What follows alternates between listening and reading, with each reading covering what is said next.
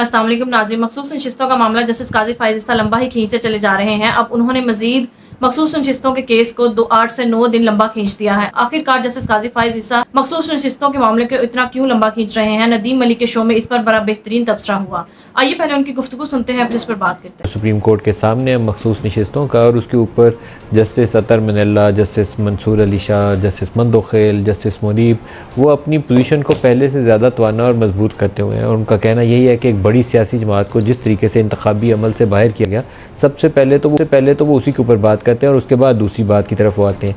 और मंसूर अली शाह साहब तो इसके मामले के ऊपर इतना ज़्यादा एक वाज़ेह पोजीशन इख्तियार कर चुके हैं कि मुझे लगता है कि बहुत सारे बाकी जो जजेज़ हैं जिनके जहन में अभी अगर इबाम होगा भी तो शायद ज़्यादा क्लैरिटी आ जाएगी उनकी इस पोजीशन लेने के बाद, जिस तरह के वो सवालात उठा तो इस सारे मामले में कहीं ना कहीं वो इलेक्शन कमीशन का फैसला और उसके ऊपर सुप्रीम कोर्ट की जजमेंट, हर एक ऑब्जर्वेशन जो ये जो जजेस इसके ऊपर पोजीशन ले रहे हैं उसमें घूम फिर के इसका जिक्र आ जाएगा। और आज भी जस्टिस मंसूर अली शाह और जस्टिस मंदोखेल आगे चलकर बार बार उसका तस्करा करते हैं। जस्टिस मंदोखेल पूछते हैं कि क्या इलेक्शन कमीशन खुद से किसी को आज़ाद डिक्लेयर कर सकता है? बहुत अहम क्वेश्चन है, क्योंकि सारे इस फसाद की या इस क्योस की बुनियाद जो थी उस इलेक्शन कमीशन के फ़ैसले से रखी गई। और उस इलेक्शन कमीशन के फ़ैसले के बाद जो सुप्रीम कोर्ट ने ऑर्डर पास किया उसकी गलत तशरीह जो अब सुप्रीम कोर्ट बार बार कह रही है कि उसकी इंटरप्रिटेशन जो थी वो इलेक्शन कमीशन ऑफ पाकिस्तान ने वो की जो सुप्रीम कोर्ट ने अपने हुक्मनामे में कही नहीं थी बात। आप ये फरमाइएगा कि ये मामला रिज़र्व सीटों वाला एक हतमी शक्ल इख्तियार करता नज़र आता है। आज तो मेरा ख्याल था कि सुप्रीम कोर्ट इस मामले को क्लोज़ कर देगी और शायद जजमेंट रिजर्व कर ले। अटर्नी जनरल के बाद सिर्फ पीटीआई का जवाब देना बाकी रह गया और इसमें कुछ बाकी नहीं, लेकिन एक हफ्ते के लिए पोस्टपोन हो गया मामला फ़िलहाल। मेरा बड़ा बेहद एहतराम है अतर मदनुल्लाह साहब जो हमारे ऑनरेबल सुप्रीम कोर्ट के जज हैं, ये उस वक्त इस्लामाबाद हाई कोर्ट में जज थे। मेरा बेहद एहतराम है उनके लिए, लेकिन जब नवाज शरीफ साहब की बेलें इनके सामने लगती थी तो सुनते नहीं थे। नवाब PMLN का कोई केस जाता था तो सुनते नहीं थे। नहीं, ये ज़हन में रखिए जस्टिस अतर मनल्ला वो जज थे जिन्होंने ऑब्जर्वेशन दी थी कि हुकूमत गारंटी करे कि नवाज शरीफ 2 दिन जिंदा रहेंगे अगर बाहर जाने की इजाज़त नहीं दी तो। मशहूर ज़माना ऑब्जर्वेशन है उनकी। बात ये नहीं, नवाज शरीफ को वापस बाहर जाने की इजाज़त देने में बड़ा रोल था उसका। साहिबजादा साहब, आपने टिकट के लिए दरख्वास्त दी और वो सुन्नी इत्तेहाद कौंसिल से दरख्वास्त दी और आपने कहा मेरा PTI से इत्तेहाद है, और फिर आपकी जमात से कितने अरकान थे जिन्होंने PTI लिखा या PTI नहीं लिखा? थोड़ा सा रोशनी तो डाल दी। जजों ने आज इतनी अच्छी ऑब्जर्वेशन दी है, जस्टिस मंसूर ने, जस्टिस अतर ने, आपकी ज़बानी थोड़ा सा लोगों को सुनने को मिल जाए। सबसे पहले तो पहले दिन चूँकि मेरे नॉमिनेशन पेपर्स की वजह से एक इबहाम था और ये समझा जा रहा था कि मैंने शायद इंडिपेंडेंट लिखा हुआ है और ये क्वेश्चन था कि मैं अपनी पार्टी की तरफ से क्यों नहीं लड़ा। And that was been asked by all the honourable जजेस जो इलेक्शन कमीशन के वकील हैं उनसे। उन्होंने मेरा पूछा तो बताया फैसल सिद्दीकी साहब ने कि he is in the national assembly, budget session चल रहा है, तो कहा गया कि अगर वो मुनासिब समझे तो आ जाएं। फिर मैंने मुनासिब समझा, चीफ जस्टिस साहब का फरमान था तो मैं वहाँ पे आ गया। 5 दिन से वहाँ पर हूँ। हर 15 मिनट के बाद रोस्टरों पे जाता हूँ। प्रेप क्लास के बच्चे की तरह फर्स्ट लाइन के अंदर खड़ा होकर ना सिर्फ खड़ा होता हूँ बल्कि अपना हैंड भी रेज करता हूँ। 3 ऑनरेबल जजेस ने उसको नोट किया। उन्होंने कहा कि member national assembly honourable he wants to say something, he wants to add something important. लेकिन चूंकि मेरे पेपर के ऊपर लिखा हुआ आ गया सुन्नी इत्तेहाद कौंसिल ब्रैकेट में अलाइड विद पाकिस्तान तहरीक इंसाफ, और उसके बाद फिर केस की सिचुएशन डिफरेंट हो गई। फिर आपको बोलने का मौका नहीं मिला? बोलने का फिर मैं असल में वहाँ पर वो टेक्निकलिटीज़ जिसमें चूँकि इलेक्शन कमीशन के जो वकील था मेरा भाई, वो बड़ी फसाहत और बलागत के साथ he was swinging on the floor like he standing on a dancing floor, और वो बड़ी फसाहत और बलागत के साथ झूठ बोल रहा था वहाँ पर। मसलन उन्होंने पहला ये झूठ बोला कि मुझे शटल कॉक मैंने रिक्वेस्ट की, जो मैंने की, लिखा हुआ वहाँ पर। उसकी नौबत क्यों आई वो मैंने काजी साहब को बताना है, क्योंकि मेरा लेटर वहाँ पे लगा हुआ है। लेकिन उन्होंने ये कहा कि जी shuttlecock was not available, that was a lie. Shuttlecock मुझे अलॉट किया गया था, उसका डॉक्यूमेंट हमने साथ लगाया हुआ। आपने सुन्नी इत्तेहाद कौंसिल की तरफ से पेपर फाइल किए और आपने लिखा साथ कि मैं PTI से इत्तेहाद है। मेरे वालिद भी जब 97, 2002, 2008 में इलेक्शन कंटेस्ट करते थे तो जमीयत उलमा पाकिस्तान ब्रैकेट में अलाइड विद पाकिस्तान मुस्लिम लीग नून लिखा करते थे। निशान उनको शेर का मिलता था। तो आपने पहली दरखास्त जो दी उसमें आपने पहली दरखास्त नहीं, मैंने बयान अल्फी दिया, मेरे कागजात नामजदगी पर लिखा हुआ है। तो उसमें आपने बल्ले का निशान ही उसके ऊपर मैंने सुनी ताज कौंसल लेके और ब्लाइट बल्ले, और फिर मैंने बल्ले का टिकट भी जमा करवाया, मेरा टिकट भी लगा हुआ, टिकट भी लगा हुआ है, टिकट भी मेरा लगा हुआ बल्ले का वहाँ पे। आपके कितने अरकान हैं जिन्होंने बल्ले का टिकट लगाया हुआ? हमारे तकरीबन मेरा ख्याल है 20 से ज़्यादा जो जिनका एफिडेविट, टिकट, कागजात नामजदगी तीनों चीज़ें बल्ले की हैं वो 9 हैं। 9। कुछ हमारे अराकीन हैं 45 के करीब जिन्होंने 2-2 सेट जमा करवाए थे और 3-3 सेट अपने, क्योंकि एक कैंडिडेट एट अ टाइम 4 या 5, आई एम नॉट 9 ऐसे अराकीन हैं जिन्होंने सारा कुछ टिकट, एफिडेविट सब कुछ हर पीटीआई का चीज़ जमा बल्ले कराया हुआ की, है। हर चीज़ बल्ले की है। तो वो फिर तो आज के जज साहब में जस्टिस मंदोखेल साहब ने कहा है कि वो खुद से आपने कैसे, आप तो कर ही नहीं सकते That's what I'm Azad saying. उसको। अच्छा, तो फिर तो आपकी पार्लियामेंट्री पार्टी बन जाएगी। बन जाएगी। दूसरा उन्होंने क्या किया, दूसरा उन्होंने ये फरमा दिया, एक तो मैं वो वजात कर दूं, शटलकॉक मुझे अलॉट किया गया, उसके बाद रात 3 बजे मेरा निशान चेंज करके मुझे टावर दिया गया, मेरे एमपीएस के निशान चेंज किए गए। अच्छा, उसके ऊपर उन्होंने कहा जी कि शटलकॉक किसी और को दिया गया। शटलकॉक 29 उम्मीदवारों ने मेरे हल्के में इलेक्शन लड़ा नेशनल असेंबली का, किसी एक के पास शटलकॉक नहीं है। He was lying there and he at least जो मैंने नोट किया that was 9 times he lied there in front of the full bench. दूसरा उन्होंने एक लेटर वहाँ पे पेश कर दिया जब मैंने सुनी ताज कौंसल इंडिपेंडेंट जीतने के बाद रिटर्न कैंडिडेट एसआईसी ज्वाइन की, तो उन्होंने एक लेटर पेश किया कि sir look at this, me Sahibzada Muhammad Hamid Raza do hereby affirms that I will stand firm with Sunni Taj council and do hereby join SIC. तो हाउ अ चेयरमैन कैन जो, और चीफ साहब ने कहा हाँ, एक पार्टी का चेयरमैन खुद अपने आप को कैसे उसमें शामिल कर सकता है? नो सर, मैंने पहले अपनी एक रिक्वेस्ट की जो कि इलेक्शन कमीशन को जमा करवाएगी टू माय पार्टी कि मैं इंडिपेंडेंट जीत गया हूं, मैं वापस सुन्नी ताज कौंसल में आना चाहता हूं, मेरी सुन्नी ताज कौंसल में शमूलियत को तस्लीम किया जाए। Then the letter was issued from the secretary general of my party to the election commission of Pakistan कि जी हम इसे सुन्नी ताज कौंसल का एमएनए कंसिडर कर रहे हैं, तो इन्हें सुन्नी ताज कौंसल का एमएनए माना जाए। वो दोनों लेटर लगे हुए हैं अंदर, वो स्किप करके, तो वो आखिरी था मेरा एफिडेविट जो मैंने जमा करवाना था। मेरा एफिडेविट पढ़ के तो उसको एक चीज़ बना दिया गया, दैट्स व्हाट। अच्छा, आज फिर सवाल किया गया कि जी पार्लियामानी पार्टी है या नहीं, अटॉर्नी जनरल का नहीं, उन्होंने कहा जी ओके। हमारे वकील ने नोटिफिकेशन पेश कर दिया कि जी ये सर इलेक्शन कमीशन का नोटिफिकेशन है कि SIC is a parliamentary party. उन्होंने कहा अच्छा।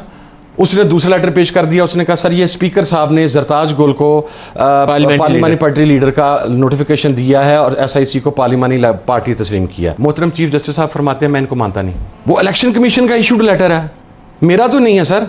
इलेक्शन कमीशन ने वो आपका लेटर इशू करके बाद में उसको चेंज क्यों किया? नहीं सर, नहीं चेंज किया, चेंज नहीं किया। नहीं, हमारी आज भी हैसियत एसआईसी के पार्लियामेंटेरियंस की है, तमाम इंडिपेंडेंट्स की, और इलेक्शन कमीशन का वो लेटर भी तीसरे चौथे दिन नहीं आया। उन्होंने 1.5 माह इसको ऑब्जर्व करने के बाद हमें पार्लियामेंट्री पार्टी तस्लीम किया और तमाम एमएनएस की, हमारी एसआईसी की, इसीलिए हमारी पार्लियामेंट्री लीडर का तकर्रुर भी लेट हुआ, आज से 15 दिन पहले हुआ कि इलेक्शन कमीशन उसे, अब इलेक्शन कमीशन ने कंसिडर कर लिया हमें। Second, honourable justice Ayesha Malik साहिबा ने और 2 जजेस ने पूछा कि जी बाई इलेक्शन में हिस्सा लिया एसआईसी ने? उन्होंने कहा जी लिया। कोई सीट है? उन्होंने कहा हाँ जी, एक एमएनए की सीट है, एक एमपीए की सीट है, वो घोड़े पे मुंतखब हुए हैं। उन्होंने कहा अब इनकी हैसियत पार्लियामानी है या नहीं? Then attorney general was against silent. ठीक है। अच्छा, फिर एक और चीज उन्होंने कहा, बाई इलेक्शन में आपके 2 अरकान, एक कौमी का और एक सूबाई का जीत और चुके हैं। हमने एक बाई इलेक्शन की एक टेक्निकल पॉइंट है, एक सीट थी रेहान जेब वाली जो शहीद हो गया था जनरल इलेक्शंस के अंदर, उसका इलेक्शन बाई इलेक्शन के साथ हुआ। उस सीट का स्ट्रेचर बाई इलेक्शन का नहीं है, जनरल इलेक्शन का है, क्योंकि वो जनरल इलेक्शन में एक कैंडिडेट की शहादत की वजह से पोस्टपोन हुआ था। हमारी कैंडिडेट ने वहां पे भी पार्टिसिपेट किया और दूसरे नंबर के ऊपर है।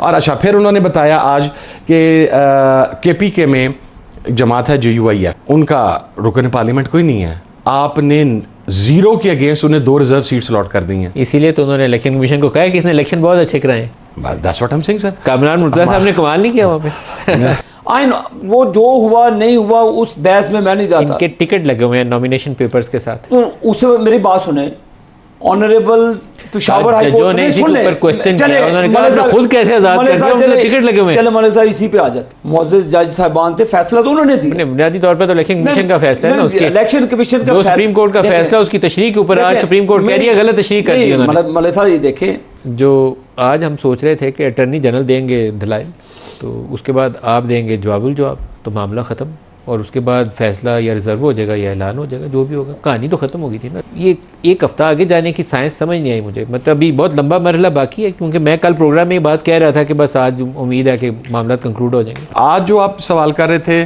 कि सुप्रीम कोर्ट का, कल ऑनरेबल चीफ जस्टिस साहब ने कहा था कि 11:30 से 1:30 तक आज समाअत कंक्लूड हो जाएगी।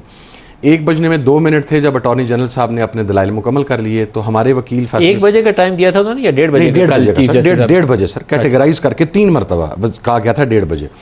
उसके बाद फैसल सिद्दीकी साहब से पूछा कि रिबटल के लिए जवाब के लिए कितना टाइम लेगा, उन्होंने कहा जी 15 मिनट्स। सलमान अकरम राजा साहब, उन्होंने कहा जी 10 मिनट्स। हम 1:25 पे फारिग होते थे तो चीफ साहब ने कहा कल ना कर लें। फैसल सिद्दीकी साहब ने कहा सर 15 भी नहीं 10 मिनट, हम 1:20 पे ख़त्म कर देंगे। आपने 1:30 बजे तक का टाइम दिया था। ऑनरेबल दीगर जजेस ने कहा कि आज ही सुन लेते हैं, आज ही ख़त्म कर लेते हैं, लेकिन काजी साहब 1 हफ्ता आगे ले गए। क्यों? कोई रीज़न इसमें, लॉजिक? वैसे तो मुझे तो ये वजह समझ में आती है कि आज चूंकि अटॉर्नी जनरल साहब के दलाइल के बाद केस उड़ गया इलेक्शन कमीशन का, उड़ गया, कोई चीज़ नहीं रही सर। उसके बाद इसीलिए अटॉर्नी जनरल साहब से अब दलाइल ख़त्म हो गए थे, वो पीछे हो गए। तमाम जजेस ने उनसे कहा कि ये आप कैसे कर सकते हैं। वैसे तो आपका उससे ज़्यादा मजबूत केस तो हुआ है जो आपके 9 अरकान ने पार्टी टिकट्स और सारे एफिडेविट जमा करवाए। बिल्कुल। अब उसमें मैं ये समझता हूँ, मेरा ख्याल है पूरी कौम को ही पता है कि शायद इस 1 हफ्ते में कुछ हो। नहीं, कुछ नहीं ऐसा होता, अनयूजुअल नहीं होता, क्योंकि अब लाइव नाज़रीन, मखसूस नशिस्तों के मामले में इलेक्शन कमीशन के वकील और अटॉर्नी जनरल के इतने कमजोर दलाइल थे कि इन तमाम दलाइल को जजेस की अक्सरियत ने मुस्तरद कर दिया है। और जजेस ने इस बात का एतराफ भी किया कि पीटीआई के साथ ज्यादती हुई है और पीटीआई को इलेक्शन कमीशन ने गैर आईनी ऑर्डर जारी करके इलेक्शन लड़ने से मना किया, और जिसके तहत पीटीआई को इलेक्शन से बाहर रखा गया। और इस मामले में पीटीआई के साथ जितने भी इश्यूज बने हैं, इन तमाम की जिम्मेदारी इलेक्शन कमीशन पर आयद होती है। जस्टिस काजी फाइज ईसा ने इस मामले में खुद कहा कि मेरा पीटीआई से बल्ले का निशान छीनने का मकसद ये हरगिज नहीं था कि पीटीआई बतौर सियासी पार्टी भी इलेक्शन नहीं लड़ सकती। नाज़रीन, इसका मतलब ये हुआ कि इलेक्शन कमीशन ने जानबूझकर पीटीआई को इलेक्शन से दूर रखा और पीटीआई को प्रॉपर इलेक्शन नहीं लड़ने दिया गया। अब पीटीआई को जो मखसूस नशिस्तें नहीं दी गई, इस पर भी इलेक्शन कमीशन ने गैर आईनी ऑर्डर पास किया। इस मामले पर तमाम जजेस अपनी क्लैरिटी दे चुके हैं, जैसे कि जस्टिस मंसूर अली शाह, जस्टिस अतर मनीला, जस्टिस मुनीब और जस्टिस आयशा और दीगर जजेस का यही कहना है कि पीटीआई के साथ ज्यादती की गई है और इलेक्शन कमीशन ने गैर आईनी काम किए हैं, जिसकी वजह से इस तमाम मामले में बहरान पैदा हुआ। लिहाजा जजेस की अक्सरियत इस मामले में क्लियर है कि अगर इंसाफ करना है तो पूरे तरीके से किया जाए और नजरिए जरूरत के तहत सो कॉल इंसाफ ना किया जाए। जस्टिस काजी फाइज ईसा का क्लियर मौकफ नजर आ रहा है कि वो पीटीआई को उनकी मखसूस नशिस्तें